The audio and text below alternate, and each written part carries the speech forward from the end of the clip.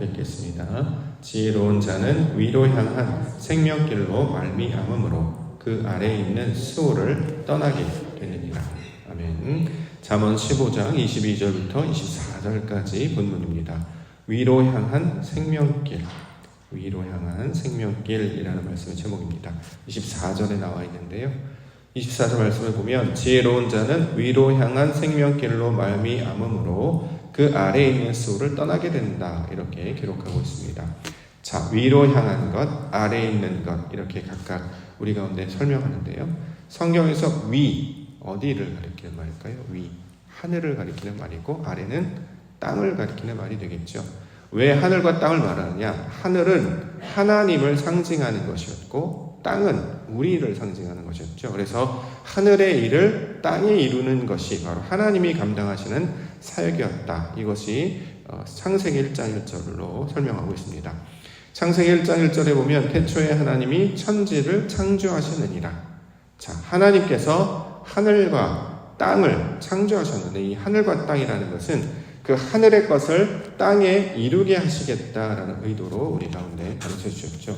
자, 하늘의 일을 땅에 이루는 것입니다. 하늘은 하나님, 땅은 우리. 다시 말해 하나님의 속성과 성분을 땅에 부어주시고 내려주셔서 그 땅이 하늘의 속성, 하나님의 속성으로 바뀌는 것, 이걸 이제 하나님의 형상을 담는 것이다, 이렇게 설명하고 있는 것이죠. 그래서 창세기 1장에서 첫째 날부터 여섯째 날에 쭉 나오는 이야기가 뭐냐면 하나님의 형상을 닮은 사람을 만드는 이야기를 하고 있는 것이죠. 사람이 하나님의 형상을 담게 하시는 것입니다. 자, 이것이 바로 하나님이 하시는 일이죠. 따라서 하나님의 형상을 닮은 사람이 되면 어떤 일이 벌어지느냐? 두 발로 딛고 일어섭니다. 고개를 들어 하늘을 향해 쳐다보죠. 이것이 바로 짐승과 구별되는 거 아니겠습니까? 언제 어디서든지 나를 향한 하나님의 뜻을 찾고 또 우리를 향하신 창조주 하나님을 기억하고 그가 기뻐하시는 길로 한 걸음 한 걸음 그와 동행하며 나아가는 것. 다시 말해 하나님을 찾아 나아가는 자로 만드는 것이 아담, 하나님의 형상을 닮은 아담의 모습이 될 것입니다. 자, 이 일을 누가 하느냐? 하나님이 하시는 일이라는 거예요. 그래서 여기에는 위로 향한 생명길, 이렇게 이제 번역을 했습니다. 위로 향한, 하늘을 향한, 하나님을 향한 사역을 가르치고 바라고 소망하는 자가 되게 하시는 것입니다. 원래 이성 없는 짐승과도 같아서 땅에 기거나 네 발로 기는 정도의 수준이었다면, 그래서 욕망, 정욕, 자랑밖에 없었던 그 인간이 말씀으로 말미암아 훈육되고 양육되면 이제 점점 자라가게 되죠. 아이에서 청년에서 어른으로. 그럼 일어서서 그 다음부터는 어떻게 하느냐? 항상 창조주 하나님을 기억하는 것입니다. 전도서 마지막에 나왔던 말씀과 똑같죠. 자, 이처럼 하나님이 하시는 일은 자신의 의, 자신의 욕망, 자신의 정욕에서 벗어나서 하늘을 향해서, 하나님을 향해서, 하나님이 하시는 그 일을 향해서 바라고 소망하는 자가 되게 하시는 것. 이걸 이제 생명길이라고 이제 번역을 했습니다. 생명길, 살아있다라는 거 아니겠습니까? 이걸 이제 창세기 1장에는 날로 번역을 했기 때문에 생명, 살아있는 자가 되게 하시는 일, 이게 바로 하나님이 하시는 일이다, 이렇게 설명하는 것입니다. 우리에게 적용을 해보죠. 우리가 하나님을 찾는, 하나님을 향한 그런 생명의 사람으로 나아가게 됩니다. 그럼 어떤 일이 벌어지냐? 과거의 것에서 벗어나게 되는 것이죠. 땅에서 벗어나고, 육신에서 벗어나고, 욕망에서 벗어나서 어떻게 해요? 고개를 들고 하늘을 찾아 두 팔 벌려 하나님의 뜻을 구하는 기도의 사람으로 바뀌게 되는 것. 이것을 위로 향한 생명길, 이렇게 이야기합니다. 자, 땅에 있는 것만 찾던 사람이, 욕망밖에는 없었던 사람이 하늘을 찾고 하나님을 찾았어요. 그럼 그 사람을 가르쳐 뭐라고 한다고요? 지혜로운 자다, 이렇게 얘기한다는 말이죠. 잠언에서 말하는 지혜는 하나님을 찾는 것을 지혜라고 하는데, 그 하나님을 찾는 일을 어떻게 감당하시느냐?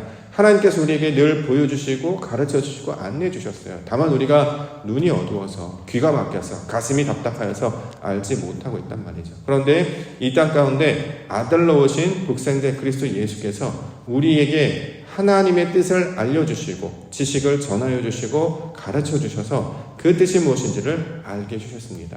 뜻이 하늘에서 이룬 것 같이 땅에 이루어지는 그 매개, 그 과정을 통해 나타내시고 가르쳐 주신 분이 바로 예수 그리스도시죠. 그래서 그가 길이 되는 것이고, 그가 진리가 되는 것이고, 그가 생명이 되는 것입니다. 우리 교회 외벽에 있는 저 글자, 길이요 진리요 생명, 그렇죠? 아버지께로 나아가는 것, 하나님을 찾게 하는 것. 그래서 우리가 이제 교회를 왔다 갔다 하다 이제 지나가시면서 보실 텐데, 왜 옛날 구약에서 예루살렘 성전을 짓고 그쪽을 향해서 기도를 하게 하셨는가 보니까 자꾸 하늘을 쳐다보는 연습을 하게 된다는 거죠. 예루살렘 땅은 아시다시피 이렇게 굴곡이시거나 하기 때문에 넓은 광야지대가 많아서 높은 데가 별로 없습니다. 하늘을 쳐다볼 기회가 별로 없는데, 언덕, 산을 보면 나의 도움이 어디서 올까? 저 산에서 온다. 산이라는 건 높은 데를 바라보는 건데, 산 그 자체가 아니라 하늘을 자꾸 보는 연습을 우리 가운데 시킴으로 하늘의 하나님을 찾고 보는 자로 가르쳐 주셨습니다. 자, 그렇기 때문에 예수님이 우리에게 아버지의 뜻을 구하고 하나님의 뜻을 찾는 자로 가르쳐 주셨죠. 그래서 대표적으로 우리에게 알려주신 그 주기도라고 하는 것, 하늘에 계신 우리 아버지여 이름이 거룩히 여김을 받으시오며 라고 했던, 너희는 이렇게 기도하라 라고 했던 그 기도의 문은 우리가 주문처럼 달달달 외워서 다른 사람들처럼 아브라타카브라처럼 주문만 외우면 모든 것이 해결된 그것이 아니라 하나님을 찾으라는 거예요. 왜요? 우리가 아들이 되었기 때문에. 아들이 되었기 때문에 할 수 있는 아버지라고 부르면서 하나님을 찾게 되면 그 뜻이 이 땅 가운데 이루어질 것임을 보게 될 것이다. 그래서 위로 향한 생명길, 하늘을 향한 살아있는 자, 하나님을 찾는 그 지혜로운 자가 되게 하신다. 자, 이것이 이 구절 가운데 녹아져 있습니다. 따라서 그 아래에 있는 스올을 떠나게 되는 게 맞겠죠. 아래는 땅이고 거기가 스올이라고 이야기하는 것, 음부라고 이야기하는 것은 짐승과도 같이 이성이 없는 사람의 생각과 욕망이 사로잡혀 있는 그 땅을 가리키는 말이죠. 그래서 이 세상에 살아갈 때도 사람들이 내가 사는 게 사는 것 같지가 않아, 사는 게 지옥 같아 라고 하는 것, 지옥이 다른 데 있는 게 아닙니다. 죽어서 가는 어떤 곳이 아니라 지금 현재 하나님을 말씀을 보여주셨어도 그 말씀을 깨닫지 못하여서 빛이 없어서 소경과 같이, 또는 아픈 병자와 똑같이, 또는 어린아이와 같은 계속 상태, 또는 과거에 사로잡힌 귀신 들린 자와 같이 벗어나지 못하고 갇혀 있으면 이게 바로 지옥이 되는 거 아니겠습니까? 그곳에서 우리를 건져내셔서 아버지께로 나아가게 하여 주셨습니다. 이게 바로 생명의 인도하시는 하나님의 사역이 된다는 거죠. 이걸 알게 되면 소망하게 되지 않겠습니까? 이걸 그동안 어떻게 되는지 몰랐거든요. 내 삶이 왜 이러는지, 내 환경이 왜 이러는지, 나는 왜 이거밖에 되지 못하는지, 자기의 생각 가운데 갇혀 있으면 이 답을 찾을 수 없었던 상황이죠. 길도 찾을 수 없고 답도 찾을 수 없고 빛조차 들어오지 않는 그 컴컴한 내가 지은 나의 그 성정 안에, 나의 성 안에 빛이 비춰주셔서 길을 내어주시고 인도해 주셔서 우리를 부르신다는 소리를 듣게 되면 당연히 반응하면서 나아가게 되지 않겠습니까? 자, 그 길로 우리를 점점 걷게 하시고, 그래서 산으로 올라가게 하시고, 그 산에는 뭐가 있습니까? 성전이 있죠. 예루살렘 성전. 성전을 이유하는 것은 건물 자체를 가리키는 말이 아니라 하나님을 바라보라, 그 뜻을 가리키고 있습니다. 우리 마음이 자꾸 땅으로 꺼지려고 해요. 힘든 일이 있을 때 밑도 끝도 없이 추락하잖아요. 그게 음부 아니겠습니까? 주로 바닥이 없이 계속 마음이 계속 가라앉는 거예요. 이게 다시 올라와야 되는데 의욕도 떨어지고 살소망도 떨어지고 모든 것도 다 떨어지는 상태, 끝이없이 땅이 없는 그 무저갱으로 계속 떨어져 나가는 우리를 빛을 비춰주셔서 하나님께서 잡고 일어서게 하신단 말이죠. 그럼 어디로 나가야 됩니까? 우리는 위로 올라가야 됩니다. 하늘로 올라가야 됩니다. 하나님을 붙잡고 나아가야 합니다. 이것을 깨닫고 항상 하나님을 찾고 가시는 생명의 사람, 생명의 성도님들 되시길 원합니다. 22절, 의논이 없으면 경영이 무너지고 지략이 많으면 경영이 성립하느니라. 자, 여기서 이제 경영이 무너지다라고 하는 것은 우리가 생각하는 그 소위 매니지먼트, 그 기업을 운영하는 그런 경영을 가리키는 말이 아니라 사람이 생각하는 모든 계획들, 이런 것들을 가리키는 말입니다. 자, 여기서 의논이라고 하는 것은 누구랑 의논합니까? 하나님과 의논해야 되겠죠. 사람들끼리 의논 잘하고 협상해서 일을 잘하라 이런 뜻이 아니라 여기서 이제 의논이 없어. 원래 하나님과 의논을 해야 되는 것이 맞죠. 그래서 기도는 아버지 내가 어떻게 해야 됩니까? 라고 상의하는 거잖아요. 이걸 이제 의논이라고 하는 거죠. 자, 그전에는 의논이 없었어요. 자기 뜻대로 했기 때문에. 그런데 이제 하나님의 뜻을 알게 되니까 의논이 없다라고 하는 것은 이제 하나님과 상의하지 아니하는 그 옛날 모습을 가리키는 말입니다. 그러면 내가 스스로 뭘 하겠다, 내가 뭘 이루겠다라고 했던 모든 것들이 무너지게 된다. 이제 이런 의도입니다.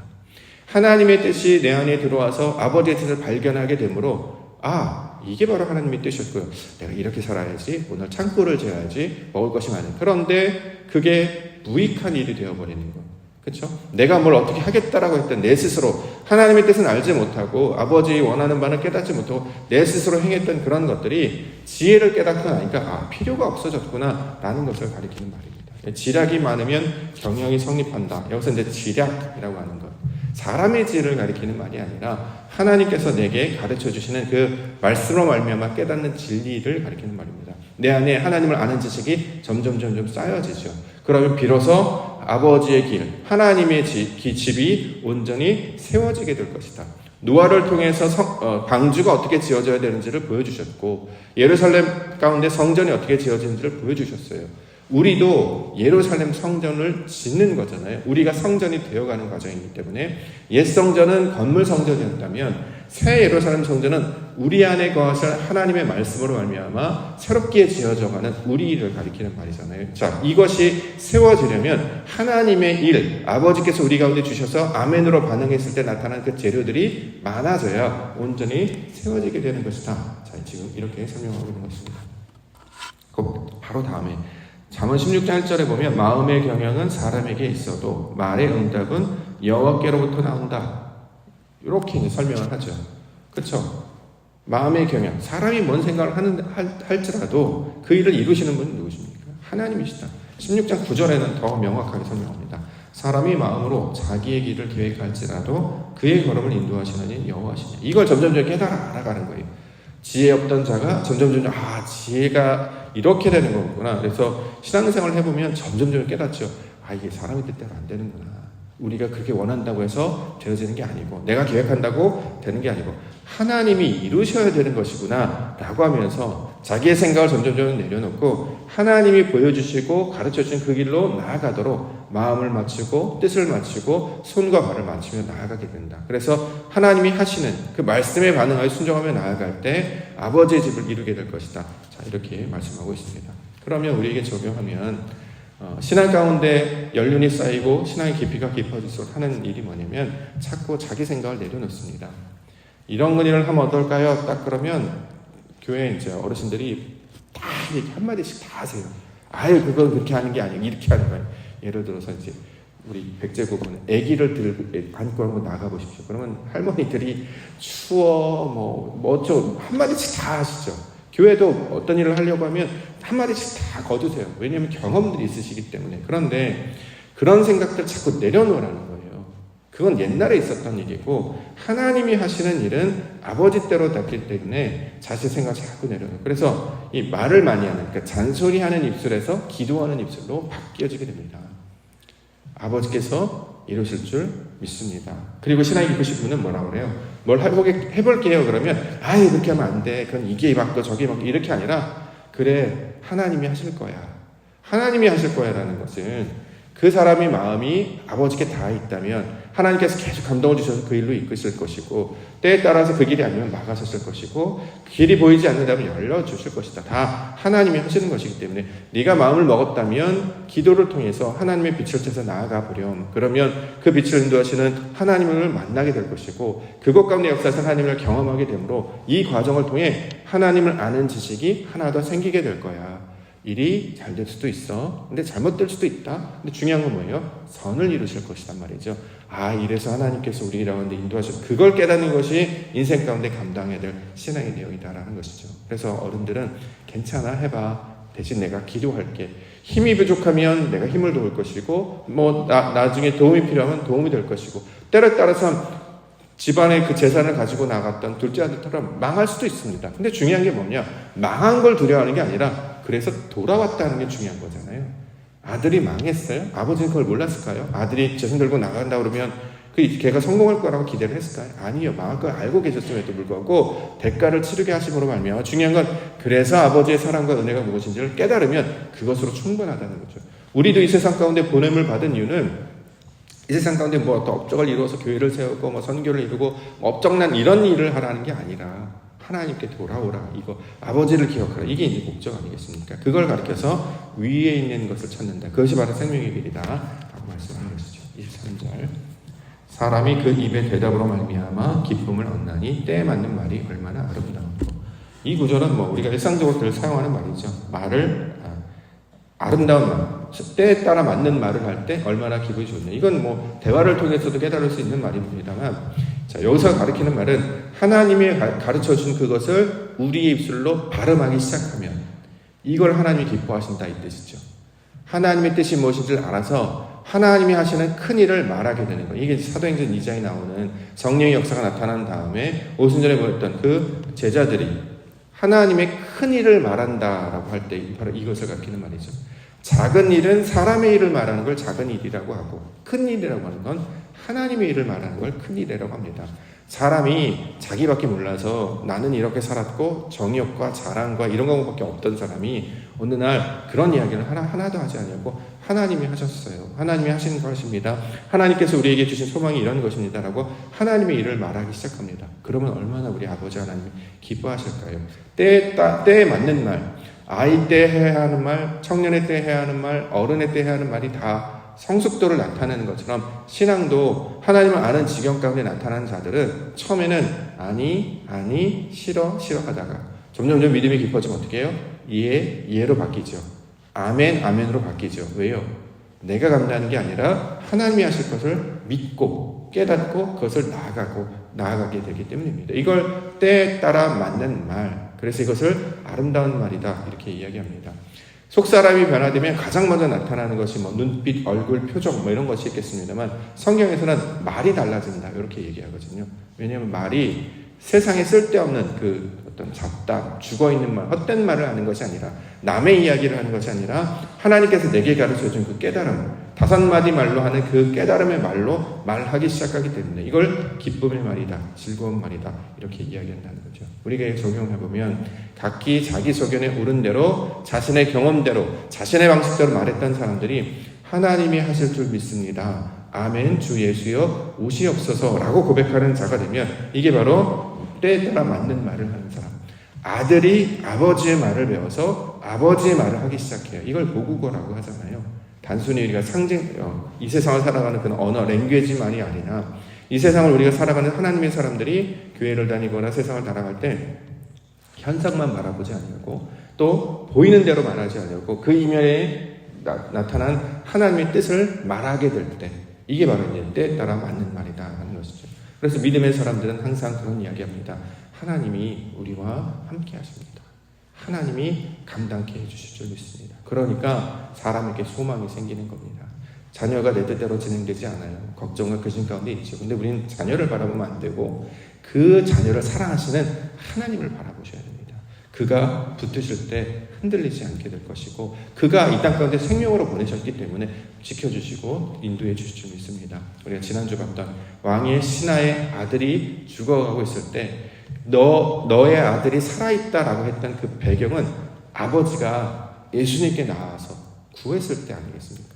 저와 여러분들 그 먼저 된 사람으로 구하는 자들로 찾게 하셨단 말이죠.